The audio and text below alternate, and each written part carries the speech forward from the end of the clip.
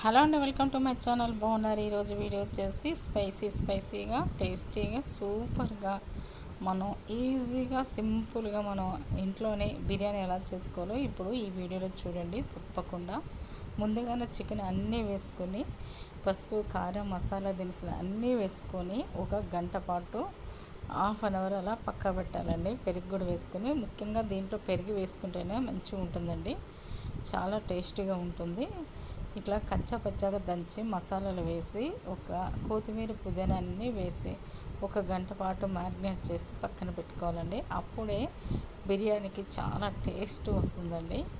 నిమ్మకాయ పిండుకోవాలి, పచ్చిమిర్చి, ఉల్లిపాయలు ముందుగా వేయించిన ఉల్లిపాయలు, వేయించిన ఆయిల్ ఉంటుందిగా, ఆయిల్ మొత్తం ఇలా కలుపుకొని ఒక గంట కానీ అరగంట కానీ ఇలా ఉంచాలండి. తర్వాత మనం బియ్యం ఉడికించడానికి నీళ్లు పెట్టి అన్ని మసాలా దినుసు పుదీనా కొత్తిమీర వేసి ఇలా మసిలిన తర్వాత బియ్యం వేసుకోవాలండి. ఇలా బియ్యం వేసుకొని 50% బియ్యం ఉడికాక చూడండి ఇలా వేసుకొని ఉడకనివ్వాలండి. ఉల్లిపాయలు కూడా పైన ఇలా చల్లాలి. మీకు ఇష్టమైతే కలర్ వేసుకోవాలండి, లేకపోతే లేదు. చూడండి, చికెన్ బిర్యానీ రెడీ అయిందండి. నచ్చితే లైక్ చేయండి.